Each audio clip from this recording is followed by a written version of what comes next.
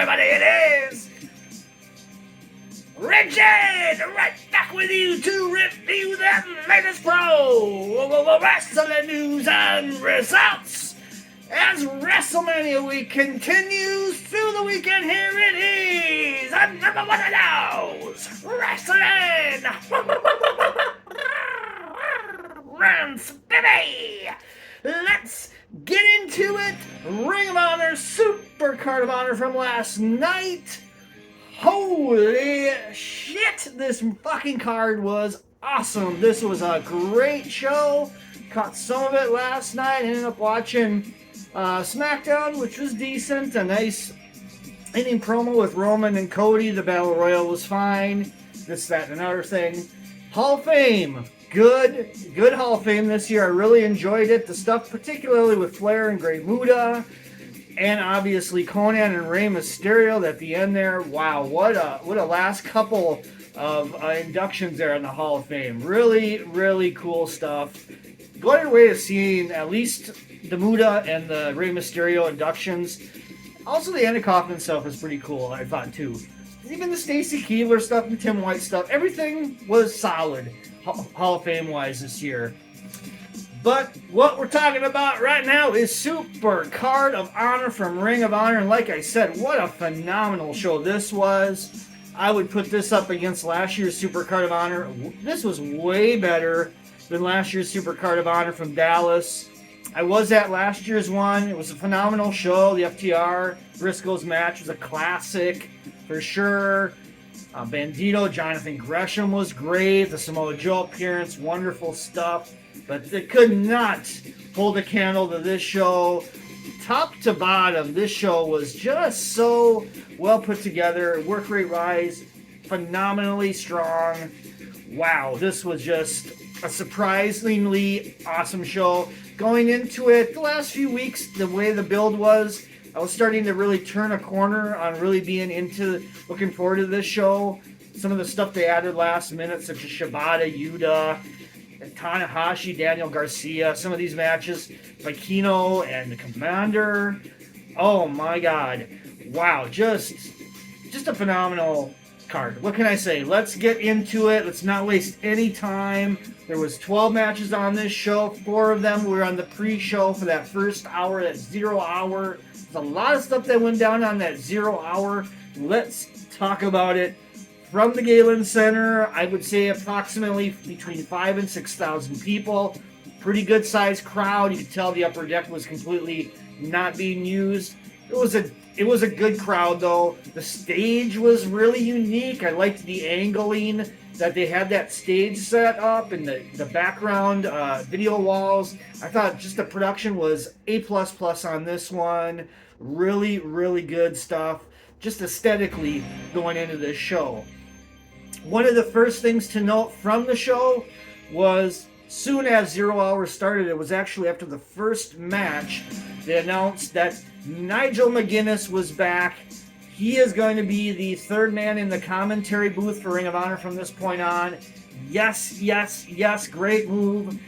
Definitely awesome decision by Tony Khan to bring back Nigel McGuinness into wrestling commentary. He's been missed. It's been a while since he was in WWE, and he was a mainstay with Ring of Honor commentary back in the day with Kevin Kelly. So I'm all in for this idea. Great to see Nigel back. Moving into the first match, Jeff Cobb from New Japan was brought in against Tracy Williams. Pretty to the point match, but there was some good back and forth action in this one. I went a solid 3 stars for the technical opener of the show. Cobb has looked great all weekend long. He had a match at Bloodsport 9 that I thought was great, which I'll talk about later in the collective rant that I'll be doing at some point, probably after WrestleMania weekend when we can kind of get all of the collective shows compiled and watched. But yeah, great little opener. Cobb over Tracy Hot Sauce Williams. Then we got to the Nigel McGuinness return. Fans popped big for that. He joined the commentary booth with Ian and Caprice Coleman. And we got to the really standout part of the pre-show. Konosuke Takeshita against Willie Chocolate Thunder Mac. I'm a fan of both of these guys, and damn, it was a fucking great match for the pre-show. 3 3/4 star on this one. Oh man, this was just great. They gave it time too, which was awesome. I think they had approximately maybe 12 to 14 minutes of work. I wasn't timing these matches out particularly, but this one seemed to have a little bit more time, a lot more physicality, a lot more back and forth, a lot of really tremendous spots that they were pulling here. Go and check out this on YouTube on the pre-show. Takeshita and Willie Mack, damn, 3 3/4 stars. We move on to Willow Nightingale over Miranda Alizé. I went 3 stars on this one. Once again, a nice competitive but short match. Willow Nightingale continuing to look strong. I think they should give the title to Willow Nightingale when they decide its time's up with Athena. Remember that Athena and Willow had a match on Ring of Honor TV a few weeks ago. It was just so good. So hopefully they follow up and maybe move into that direction with Willow and Athena in another match down the road. Match 4 then was Stu Grayson of the Dark Order over Slim J. Pretty quick match. This was probably I would say the 2 3/4 on it. It was slightly above average, but it was very quick. And it was just kind of there a little bit. The big thing was after the match. So Evil Uno's in there with Stu Grayson. Obviously, they're going to probably be putting them into Ring of Honor stuff a little bit more down the road here in the future. I hope at least it seems to be the indication. And out came in a return to Ring of Honor, not just Nigel on the pre-show, but the Righteousness came back on the show. That is Dutch and Vincent. They have not been around in a little while, and I guess the word was that they were kind of slated to be a part of the Wyatt family in this reignited Wyatt storyline with Uncle Howdy and all these kind of characters. Obviously, something's up with Bray. He's not on WrestleMania. He probably won't even appear at either show, although I hope he does. But as it goes with Dutch and Vincent, they're no longer being looked at by WWE. I guess there was a preliminary idea to maybe use them. They did a tryout of some sort, I read, and it was just kind of up in the air. So whatever the case, Ring of Honor has re-signed these guys, and they are back in the mix of things. So look at them, obviously feuding with probably the Dark Order on the Ring of Honor TV coming up. All right, let's get into the main pay-per-view. Top to bottom, solid stuff. Every match was well above average. Let's get into it. To kick off the pay-per-view, AAA Mega title. This fucking match was fire. El Hijo del Vecino against Commander. Holy shit, this match was so good. What a fantastic opener. It's almost reminded me of coming off of watching Rey Mysterio get inducted in the Hall of Fame, and there was a lot of discussion in that speech of Rey Mysterio and Psychosis back in the day, the hits that they were really hitting on, and the eyes that were really taking a look at that, both in ECW and WCW for that matter. This reminded me a lot like that with Velkino and Commander. Man, there was so many wild spots in this match. I don't even know where to start with it, other than check this match out. I put 4 1/4 stars on it. One thing to note, I think Velkino may have gotten hurt on a 630 splash that he tried on Commander on a table outside of the ring. They just did this in the Kenny Omega match with Velkino as well. This time it didn't look like it was executed to the perfection, and Velkino kind of went a little bit, I guess, overextended. Didn't necessarily hit Commander full on, trying to obviously avoid the ring apron, which I think he hit his head in the same spot against Kenny Omega where he did the 630 over the ropes into the table. Well, this time, Velkino seemed to hit the back of the table with his bottom part of the back. I hope he's not injured. I'm very concerned because he was moving, selling that back a lot right after this spot. And things were still spectacular near the end. He pulled off the 630 splash from the top rope for the win on Commander. But something was a little amiss after that table spot outside the ring. But damn, this match was so good. What a fantastic opener for the Ring of Honor pay-per-view.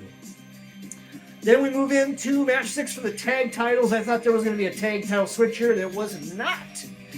Brian Cage was rumored to be maybe on his way out of Ring of Honor. That it doesn't appear to be the case, at least not yet.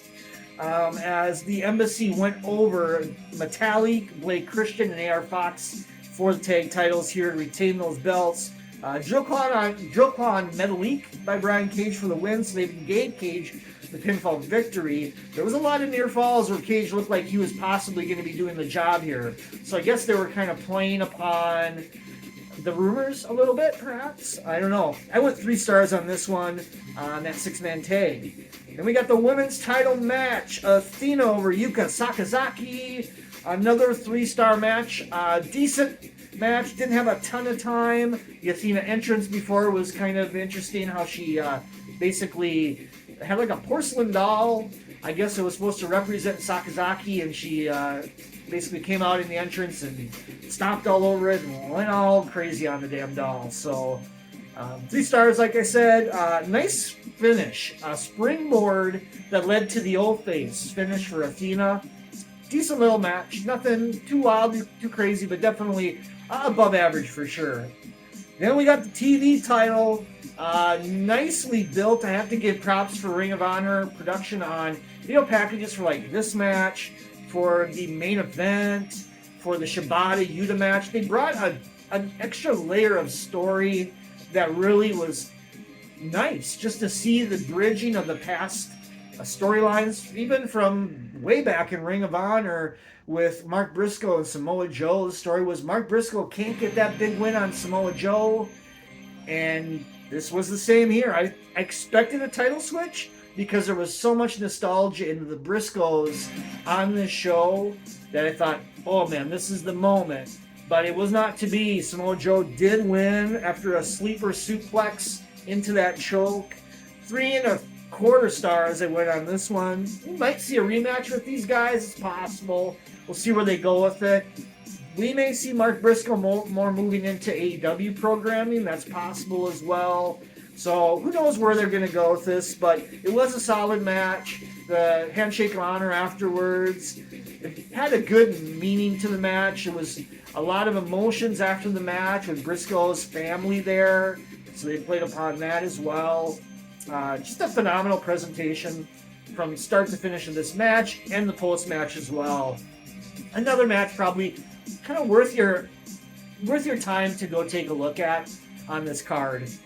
Then we get to match 9. Man, we already to 9 matches? Yeah, this was a 12-match show. That's right. So this part, especially after this Tanahashi match, I'll talk about it in a second, but hits a new overdrive level after this match. But Hiroshi Tanahashi was brought in from New Japan over Daniel Garcia. I went 3.5 stars to maybe 3 3/4 on this one. It was pretty solid. Garcia was holding his own in here.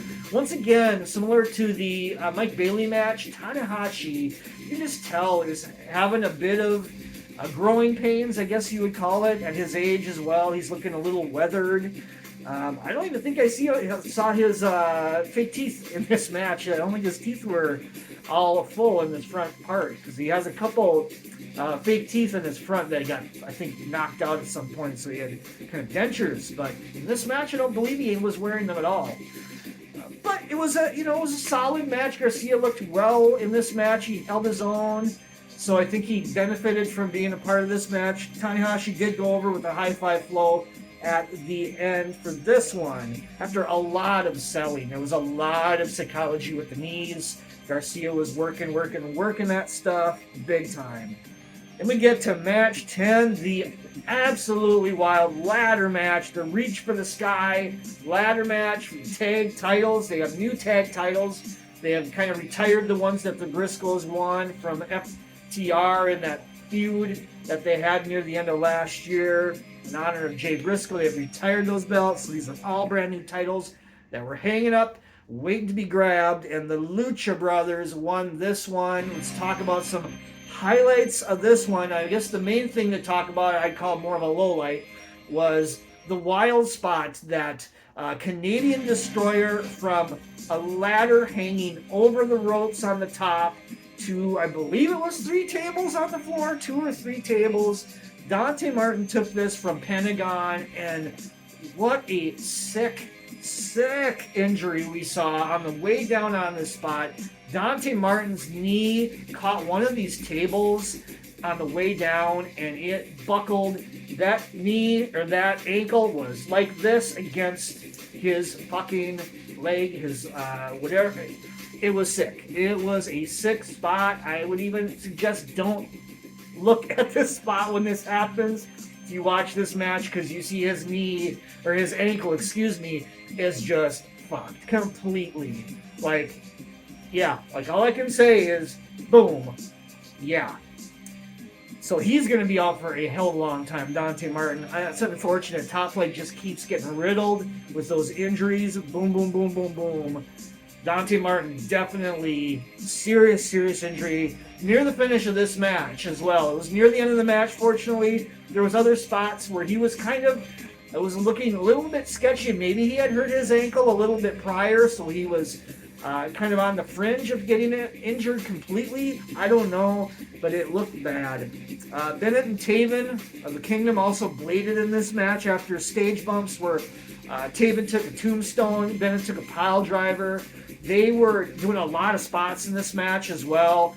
They shined a lot in this match. I think Aussie Open also shined a lot in this match. Roosh and Dralistico were holding their own. This is another one of those matches where like everybody was really looking good by the end of it. Wild brawling all over the place in this match though. Crazy bumps, particularly on the ringside area against a ladder that was bridged from ringside to the guardrails. I think 3 guys took bumps on this ladder. It wasn't pretty. Finally, it bent and broke a little bit. But yeah, just a wild set of events. I talked about that big spot where Dante Martin got hurt, that Canadian Destroyer threw at the tables that was near the end, and then after that spot, Phoenix basically was able to get to those top rungs of that ladder. The Kingdom, both Bennett and Taven were going for him. Phoenix fought both off. Each guy took bumps on each side of the ladder because there was ladders kind of extended on each side as the one ladder was in the middle of the ring. So kind of a phenomenally wild match with multi-spots that just made you just, holy shit, there we go again. One of the better ladder matches I've seen in quite a long time. I went 4.5 stars. I would say this was probably my favorite match of the card as well. This just was awesome all around. See the Lucha Brothers win the Ring of Honor Tag Championships was a cool moment as well. Afterwards, Mark Briscoe came out and FTR to congratulate the Lucha Brothers. It was a very emotional moment. Once again, this felt like a tribute to Jay, and as it were, Mark Briscoe was very emotional with it. FTR was as well. You could tell Bennett and Taven were as well. So just once again, just phenomenal stuff here. Speaking of phenomenal, we get to the Pure title. This was also really good. I went 4 stars on this one. Katsuyori Shibata wins the Pure title. Can you believe it? Over Wheeler Yuta in a really well put together match with grappling and submission attempts, things like that. A lot of the stuff you would be used to seeing in a Shibata match was here. Man, Shibata looked great. Nothing of issue to me anymore with him. I mean, you still have to be careful with head bumps or head shots for sure with him, but otherwise, this guy's crisp as a whistle in this match. Yuta looked great as well. Moxley came out as Yuta's second. He didn't play a part in the match at all. I thought maybe there was impetus for Moxley to interfere maybe here, but not really, no. And Yuta basically got taken it to him in this match. He had to use rope breaks. He tried a low blow on Shibata when the referee wasn't looking. He had a closed fist warning as well. As the match progressed, it went about 12 minutes, 13 minutes. The action just started picking up. Boom, boom, boom. Shibata with the kicks. Shibata style stuff. The sleeper hold. The slaps. And then finally the PK kick for the win. And I was popping for this one. Katsuyori Shibata is going to be in Ring of Honor a little bit more from this point on, it seems like, as part of being a pure champion So I am excited to see where they go with Shibata here. If there's any indication, it seems like he's going to be used more in the future here, and I'm all for it. Main event time, Ring of Honor Championship, 4.5 stars for Claudio Castagnoli over Eddie Kingston. I just like this a slightly less than that ladder match, but they were both equally awesome matches. I think they need to have another match with these guys as well. It just is only fair because this was so good. Just the physicality at the outset, a lot of slapping, punching, kicking, brawling. You could feel the animosity between these two guys in the work in the ring. There was a spot where Claudio pulled a suplex on the floor on Eddie Kingston, who was kind of hanging over the middle rope.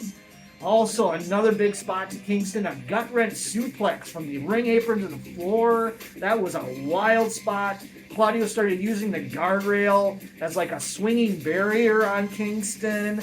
This was getting near the match's end. Neutralizer for a big near fall where Kingston basically got up at 1. Started basically doing the fighting spirit stuff near the end. Back and forth, back and forth. Reversal at the end on a Ricola bomb. I thought for sure Kingston was getting the 3 on that. Then Claudio reversed that reversal and rolled up Kingston for the win. Oh man, the crowd just took the sales right out of the crowd because they thought Kingston was the winner here. Really got to give heads up nods. Quality on that finish. Thought it was really laid out well. After the match, Kingston looked like he was cornered by Yuta and Claudio as Yuta came out. Shibata comes out. We have a 2-on-2 squaring off here. So I would appear to be perhaps a next direction for Ring of Honor TV or something that they're going to build up for the next few weeks. I am intrigued to see where Shibata goes. It seems like Kingston's going to stick around in Ring of Honor stuff for a while. We're probably going to see another match with Claudio, hopefully. Wow, just a great Ring of Honor, Supercard of Honor this year. Go out of your way to see this one. From top to bottom, the show basically was great. The 6-man in the women's match, maybe a little bit but that is about it. I mean, otherwise, everything else on the main pay-per-view was solid as can be. Also, don't forget that Takeshita and Willie Mack match on the pre-show as well with some fire. Also, got to give it an A. Great Ring of Honor show. This might be one of the better shows overall we see all WrestleMania weekend. This was better than Multiverse United, which I would probably give a B+. This was an A show. A straight A show. No doubt about it. All right, here we go. NXT Stand and Deliver next. I'll be doing a rant on that right after the show, as it's just about to start up here. Then we will talk about WrestleMania predictions here at Wrestling Rants in between the ending point of NXT and the beginning of WrestleMania. I'm going to drop another rant down with predictions for both nights. Then we get into the big show tonight. I will be back here late this evening with some quick rapid fire thoughts in a rapid rant on night 1. We move on to Sunday. Who knows what else we got going on? But for sure, be looking Sunday night as well for another rapid rant as night 2 WrestleMania concludes. See y'all right back here for NXT Stand and Deliver rant. Right here, Wrestling Rant continues. WrestleMania weekend, here we are. Yeah.